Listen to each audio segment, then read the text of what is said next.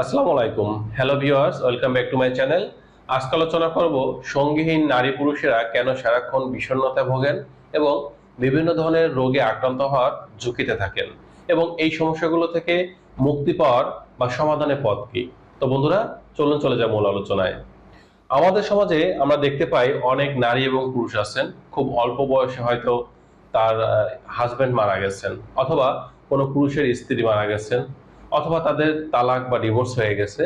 এমন পরিস্থিতিতে দেখা যায় তারা পুনরায় আর দ্বিতীয় বিয়ে করতে চান না, অথবা দেখা যাচ্ছে তারা দ্বিতীয়ভাবে সঙ্গী আর গ্রহণ করতে চান না। অনেক সময় এটাও দেখতে পাই যে সেই নারী বা পুরুষ বিয়ে করতে চাইলেও তার পরিবার বিয়ে দিতে চায় না, বা পারিপার্শ্বিক অন্য যে আত্মীয় স্বজন আছে তারাও বিষয়টাকে খারাপভাবে দেখে থাকেন।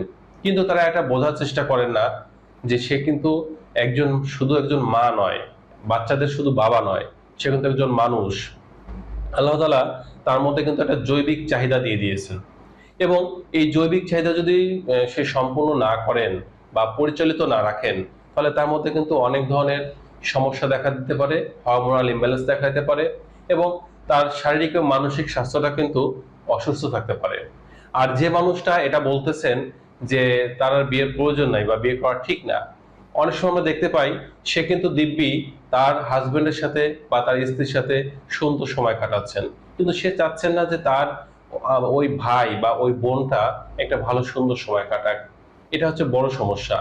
আবার যারা দেখা যাচ্ছে এইভাবে কষ্ট করে জীবনটা শেষ করেছেন, অনেক প্রাচীন বা বৃদ্ধ মানুষদের আমরা দেখতে পাই, তারা আসলে কাটাইছেন বা জীবনটা শেষ করছেন, সেটা কিন্তু তারাই জানেন যে কতটা কষ্ট অনুভব করতেছেন বা করে তারা এই পর্যায়ে আসছেন। তাদের উচিত যে এই কষ্টটা তুলে ধরা, তাদের একঘেয়েমি স্বভাবটা পরিহার করা উচিত। তারা যেটা বুঝিয়ে থাকেন যে আসলে এটা না করলে কি হয়েছে, আমরা তো দুইটা ছেলে মেয়ে মারা যাওয়ার পর এইভাবে থেকেছি, জীবন তো চলে গেছে, এটা যেন তারা না বোঝায়। কারণ এটা করার ফলে অনেক ধরনের সমস্যা কিন্তু শরীর দেখা দেয়। বিশেষ করে নারী পুরুষরা যখন সংগীহীন থাকেন, তখন তাদের তীব্র মানসিক চাপ সবসময় মাথার মধ্যে থাকে, যার ফলে তারা বিষণ্ণতা থাকেন, মেজাজ খিটখিটে হয়ে যায়, এবং কখনো কখনো দেখা যায় তারা পাগল বা অর্ধ পাগল এই অবস্থা চলে যান।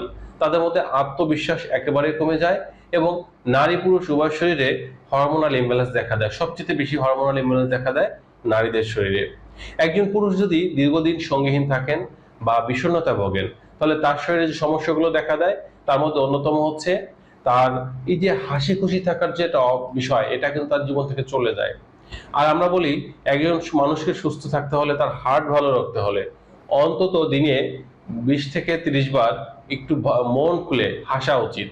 কিন্তু সে হাসি তার মধ্যে থাকে না, যার ফলে দেখা যায় তাদের হার্ট অ্যাটাকের ঝুঁকি বেড়ে যায়, এবং তারা সবসময় শুয়ে বসে চুপ করে বিষণ্ণতায় থাকেন, ভুগতে থাকেন। তাদের কিডনিতে কিন্তু ইফেক্ট পড়ে, তাদের ব্রেইনের নার্ভাস সিস্টেমটা দুর্বল হয়ে যায়, এবং তাদের ইরেকটাইল ডিসফাংশন বা পেনিসের উত্থানজনিত সমস্যাটা দেখা দিয়ে থাকে। এর পাশাপাশি তারা কিন্তু পোস্টেট ক্যান্সারের ঝুঁকিতে থাকেন, এবং অনেকে দেখা যায় পোস্টেটে আক্রান্ত কিন্তু হয়ে থাকেন।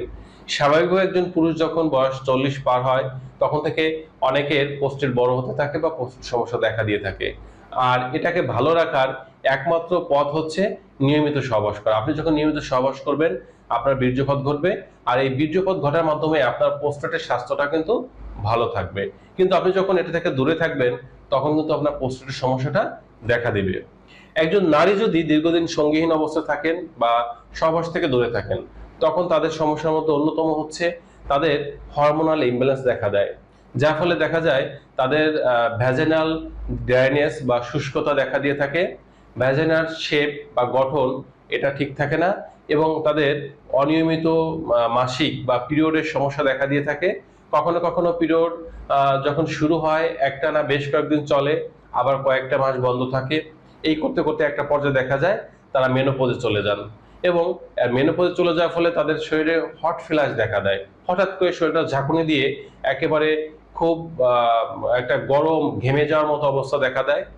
হাত পা জ্বালাপোড়া করার সমস্যা এটা দেখা দেয়। প্রচুর পরিমাণে লিউকোরিয়া বা সাদা স্রাবের সমস্যাটা দেখা দিয়ে থাকে। এর পাশাপাশি রাতে ঘুম না হওয়া, সারা রাত জেগে থাকার মতো সমস্যা দেখা দিতে থাকবে, এবং তাদের ব্যাক পেইন বা কোমরের জয়েন্ট গুলো আছে এখানে ব্যথার সৃষ্টি হবে। হাত পা যে হাঁটু বা জয়েন্ট গুলো আছে শরীরের প্রত্যেকটি জয়েন্টের কার্টিলেজ ক্ষয় হতে শুরু করবে এবং সর্বোপরি তারা কিন্তু বিষণ্ণতায় চলে যাবে বা বড় ধরনের রোগে আক্রান্ত হবে এবং নারী পুরুষ উভয় কিন্তু ডায়াবেটিস নামক মরণ ঘাতক ব্যাধি রোগে আক্রান্ত হওয়ার ঝুঁকি অনেকাংশে বেড়ে যাবে। এখন বিষয়টা হচ্ছে এটা থেকে পরিত্রাণের উপায় কি বা সমাধানের পথটা কি। আমরা যদি সমাধানের পথ খুঁজি বা পরিত্রাণের পথ খুঁজি তাহলে আমাদের যেটা করতে হবে, প্রথম নম্বর কাজটা হচ্ছে যদি আমাদের সুযোগ থাকে অবশ্যই আমাদের বিয়ে করে নিতে হবে। এখানে বিয়ের কোনো বিকল্প নেই। আপনি যখন পার্টনার হারাচ্ছেন, আপনার হাজবেন্ড মারা যাচ্ছে বা স্ত্রী মারা যাচ্ছে বা তালাকপ্রাপ্ত হয়েছেন বা ডিভোর্স পেয়েছেন, অবশ্যই আপনার জীবনটাকে সুস্থ রাখতে হলে দ্বিতীয় সঙ্গী গ্রহণ করা বা বিয়ের কোনো বিকল্প নেই। এর জন্য সুযোগ থাকলে অবশ্যই নিজের যেমন বিয়ে করার জন্য মনের ইচ্ছে থাকতে হবে এবং যারা আত্মীয় স্বজন আছেন তাদেরও চেষ্টা করতে হবে তাকে একাকিত্ব না রেখে সঙ্গীর ব্যবস্থা করে দেওয়া। একজন নারী বা পুরুষ যখন সঙ্গীহীন হন তার মনের কথাগুলো বলার মতো বা তার কথাগুলো শুনবে এমন মানুষ থাকে না।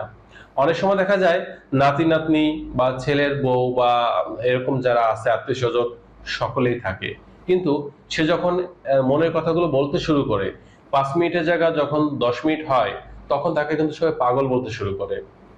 একটা পর্যায়ে তাকে কিন্তু সবাই পাগল নামে আখ্যায়িত করে বা তার থেকে একটু দূরত্ব বৃদ্ধি করে চলে। সকলে বলে ওনার কাছ দিয়ে যাওয়া যাবে না, ওনার কাছ দিয়ে গেলে উনি একবার কথা শুরু করলে আর কথা শেষ করে না, আমাদের তো সময় নেই। আসলে এই যে সময় নেই আপনার, এই কথাটা আপনি বলতেছেন, কিন্তু আপনি এই ব্যক্তিটাই কিন্তু আবার তাকে নতুন সঙ্গী নির্বাচন করতে বাধার সৃষ্টি করতেছেন। বলতেছেন যে জীবনে তো বিয়ে যা হওয়ার একবার হয়েছে, আবার বিয়ে করার দরকার কি। আবার আপনি কিন্তু তার কথাগুলো শুনতেছেন না, তাকে পাগল নামে আখ্যায়িত করতেছেন। এই জন্য সুযোগ থাকলে বিয়ে করতে হবে বা বিয়ে দিতে হবে। আর দ্বিতীয় নম্বর যে অপশন, যদি একান্ত বিয়ে করার সুযোগ না থাকে, বিয়ে করতে না পারেন, তাহলে মাঝে মধ্যে আপনি মাস্টারবেশন বা ফিঙ্গারিং করতে পারেন। আপনি মাস্টারবেশন বা ফিঙ্গারিং যদি করেন, এটা হচ্ছে সহবাসের বিকল্প মাধ্যম। সেক্ষেত্রে দেখা যাবে আপনার শরীরে হরমোনের ব্যালেন্সটা ঠিক থাকবে, মনে কিছুটা হলে প্রফুল্লতা বা শান্তি থাকবে। এর পাশাপাশি নিজেকে ভালো কোনো কাজে নিয়োজিত রাখুন। ধর্মীয় কাজ, নামাজ কালাম যদি থাকে সেটা আপনি করতে পারেন, অন্য ধর্মের হলে পূজা অর্চনা করতে পারেন।